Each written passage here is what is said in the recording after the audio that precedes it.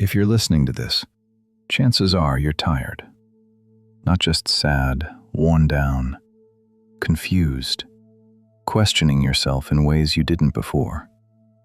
I'm going to be straight with you, and I'm going to be careful with you. Not gentle in a fake way, just honest. At first, nothing felt wrong, is exactly how this usually starts.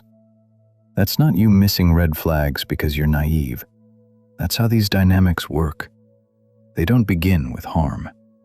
They begin with something that feels like relief. You felt seen. You felt wanted. You felt picked. Maybe for the first time in a while, you weren't alone in your head. And your body took that as safety. So now, when you look back and you think, how did I end up here? Part of the answer is simple. Because it didn't feel dangerous in the beginning. It felt like connection. And I'm not going to insult you by pretending you didn't have real moments with them. You did. They were moments that felt good. That's why this hurts. That's why you're not just angry, you're disoriented. But here's the line I'm not going to cross with you. Those early good moments don't erase what came later. They don't cancel the pattern. They don't make the damage complicated. They just explain why you stayed long enough for it to get in. So we're going to talk about it the way it actually happened, not the way your guilt tells it, not the way your loneliness edits it, not the way your hope keeps trying to rewrite it. At first, nothing felt wrong, that's true. And it still ended up wrong. That can also be true. Stay with me. What you're dealing with right now isn't just sadness. That's important to say out loud, because if you call it just sadness, you'll keep telling yourself you should be over it by now. This is heavier than that. You didn't just lose a person.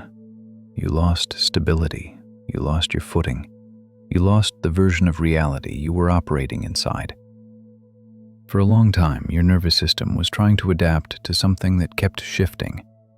And now that it's over, your system hasn't caught up yet. That's why your body feels tired even when you're not doing much. That's why your mind keeps replaying conversations you already understand logically. That's why quiet feels loud and small things feel overwhelming. There's nothing wrong with you for that. When someone messes with your sense of what's real, the damage doesn't show up all at once. It shows up later. When you finally slow down. When you're no longer in survival mode. When there's no next conversation to prepare for. And there's loneliness in this that people don't talk about enough. Not the kind where you just want company. The kind where you feel disconnected even when you're around others. Where you don't quite know how to explain what you went through without sounding dramatic, so you keep it to yourself. That loneliness comes from spending a long time being emotionally alone while technically being with someone. So when it ends, the absence feels deeper than it should. Not because you lost everything, but because you realize how long you were carrying things by yourself. And you might be telling yourself, other people have been through worse, or I should be grateful it's over, or at least it didn't end even worse than it did. That kind of thinking doesn't make you strong. It just keeps you disconnected from what actually happened to you. Pain doesn't respond to comparison. It responds to being acknowledged. You were trying to hold something together that kept slipping out of your hands. You were spending energy managing uncertainty, tension, and emotional instability. That takes a toll. A real one. So when you feel empty, or numb, or raw, or embarrassed that you're still affected, that's not weakness showing up late. That's the cost arriving after the adrenaline is gone. You're also probably carrying grief that doesn't make sense to you yet. Grief for what you thought you were building. Grief for the version of the future you had started to imagine. Grief for the effort you put in that never got returned in the way it should have. And grief doesn't care that the relationship was unhealthy. It shows up anyway. You don't need to dramatize that pain, and you don't need to downplay it either. Both are ways of avoiding it. The middle ground is simply telling the truth. This hurt you, and it left marks. Acknowledging that doesn't trap you in it. It's what allows your system to start settling down. And before we go any further, there's something else we need to separate out, because right now it's tangled up with the pain in a way that's not helping you. Now we need to deal with the part that quietly does the most damage if it's left untouched. The way this experience has started to bleed into how you see yourself. Somewhere along the line, what happened stopped being something you went through and started feeling like something about you. Like it says something unflattering about your judgment, your standards, or your value. That shift is subtle, and it's dangerous. You might hear it in the way you talk to yourself now. I should have known. I ignored the signs. I let this happen. Or even, what does it say about me that I loved someone like that? Those thoughts feel responsible, like you're being honest, but they're not actually helping you understand anything. They're just turning the aftermath inward. Being affected by manipulation does not mean you're defective. It means you were in a situation where your good qualities were used against you. Your patience, your willingness to talk things through, your tendency to give people the benefit of the doubt. Those traits don't suddenly become flaws because someone exploited them. The mistake people make is thinking self-blame equals accountability. It doesn't. Accountability is about learning. Self-blame is about punishment. And punishment feels familiar right now, because you spent a long time feeling responsible for someone else's moods, reactions, or distance. So when it ends, your mind looks for something to manage. It turns on you.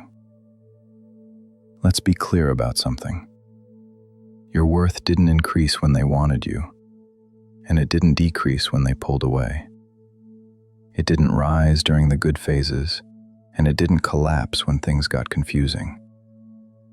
Your value isn't a reward they gave you and then took back. What changed wasn't your worth. It was the environment you were in.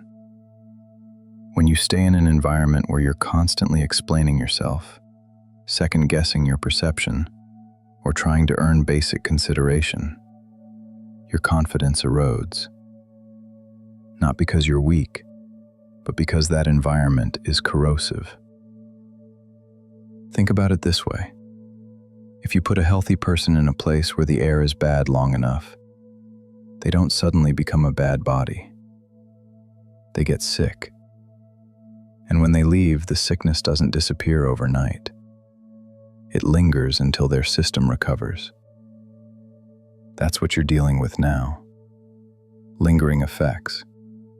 Not a broken identity. You're allowed to acknowledge that you tolerated things longer than you should have. That's part of learning. But you don't get to conclude that tolerating them defines you. There's a difference between saying, I ignored things I shouldn't ignore again, and saying, I'm the kind of person who gets this wrong. One is growth. The other is a story that keeps you stuck. So as we go forward, I want you to keep this line clear. What happened to you is information, not a verdict. It tells you what to look out for next time. It does not tell you who you are. And once that distinction starts to settle, a lot of the shame you've been carrying stops making sense. This is usually where people get stuck the longest, so we're going to slow it down and keep it plain. You can understand intellectually that the relationship wasn't healthy and still feel pulled back toward it. That contradiction doesn't mean you're confused about the facts. It means your emotional system hasn't fully caught up to what your mind already knows. That's normal. You didn't just share time with someone. You shared routines, emotional rhythms, expectations. Your system learned what to anticipate, when to brace, when to relax, when to hope, when to wait. And it learned all of that while the rules kept changing. So now that it's over, your mind might be clear, but your body is still reacting to old cues. A quiet night, a certain song, a moment where you'd normally reach for your phone. Suddenly the doubt shows up. Maybe it wasn't that bad. Maybe I made it worse than it was. Maybe I should have tried harder. That doesn't mean the relationship was misunderstood. It means you were bonded to a pattern. Confusion is part of breaking patterns like that, especially ones built on inconsistency. When affection and distance are mixed together, your system stays alert. It keeps scanning for the return of the good moments. And when you leave, that scanning doesn't shut off right away. So if you feel torn or nostalgic or tempted to rewrite the story, that's not your intuition telling you to go back. It's your nervous system looking for something familiar. What matters here is the difference between understanding why you feel this way and using that understanding to excuse what happened. We're not doing the second part. You can say, "I miss them," without saying, "They treated me well." You can say, "I had good moments," without saying, "The relationship was good." You can say, "I'm lonely," without saying, "I should go back." Those things don't cancel each other out. A lot of people get trapped because they think clarity requires emotional neutrality. It doesn't. You're allowed to feel attached and still decide something wasn't safe for you. What you don't want to do is turn confusion into justification. That's where people get pulled back in. They take a normal emotional response and use it as evidence that the situation deserves another chance. It doesn't. Patterns matter more than moments. Consistency matters more than apologies. And how you felt most of the time matters more than how it felt at its best. So when your mind starts drifting, don't argue with it. Just orient it. Remind yourself what the pattern was. Not the highlights, not the hope. The pattern. That's not being cold, that's being accurate. And accuracy is what gives you stability back. This is the part people usually avoid. Not because they don't know it, but because saying it out loud makes it final. At first, nothing felt wrong because the relationship didn't start with damage. It started with effort, attention, interest, maybe even a sense of relief. And for a while, that was enough to carry things forward. But over time, something shifted. Not all at once, quietly. You started feeling like you had to be careful. Careful with your tone, careful with your timing, careful with what you brought up and what you let slide. You probably didn't notice it as a red flag at first. It just felt like being considerate, being mature, being patient. That's how it sneaks in. The hard truth is this. You were slowly adjusting to keep the connection intact, and the adjustments weren't mutual. You were doing more emotional work than you should have had to do, explaining yourself more than makes sense, accepting confusion where clarity should have been basic. You might tell yourself now that they were going through something, or that they didn't mean it, or that if you had communicated better, things would have settled. But the pattern matters more than the explanations. A healthy relationship doesn't require you to constantly prove your intentions. It doesn't leave you unsure where you stand. It doesn't reward effort one day and withdraw the next. If you're honest, there were probably moments when you felt smaller than you used to, less confident, less sure of your reactions. You may have caught yourself rehearsing conversations in your head, or deciding not to bring something up because it didn't feel worth the fallout. That's not normal conflict. That's adaptation. Another hard truth is this. You weren't staying because things were getting better. You were staying because you were hoping they would. You were attached to the potential, not the reality. To the version of them that showed up just enough to keep you invested. And that hope kept you negotiating with yourself, telling yourself it wasn't that bad. telling yourself you were being too sensitive, telling yourself that every relationship has rough patches. But rough patches don't consistently leave you questioning your worth or your perception. You don't need to demonize them to be honest about this, and you don't need to diagnose them either. What matters is recognizing that the relationship required you to compromise parts of yourself that shouldn't be negotiable. That's the truth you're sitting with now. Not that it failed, but that it cost you more than it should have. Once you let yourself see that clearly, without defending them and without attacking yourself, the story starts to make sense. Now we need to talk about the loneliness, because if you don't understand it, it will keep lying to you. What you're feeling right now isn't just the absence of another person. It's the absence of a role you were in for a long time. You were oriented around someone else's presence, moods, needs, and reactions. Even when things weren't good, there was structure. There was something to respond to. When that disappears, the quiet can feel sharp, not peaceful. Sharp. That's why being alone right now doesn't feel restorative. It feels unsettling, like something is missing that you're supposed to be paying attention to. And your mind fills that gap with questions, memories, and urges. That doesn't mean you made the wrong decision. It means your system is recalibrating. Loneliness after a relationship like this is often misunderstood. People assume it means you need connection immediately, or that it means you should go back and fix things. But what it usually means is that you're no longer busy managing someone else's emotional world, and you haven't fully reoriented back to your own yet. You spent a long time being emotionally alone while technically not being alone. You learned how to hold things quietly, how to self-soothe, how to wait things out.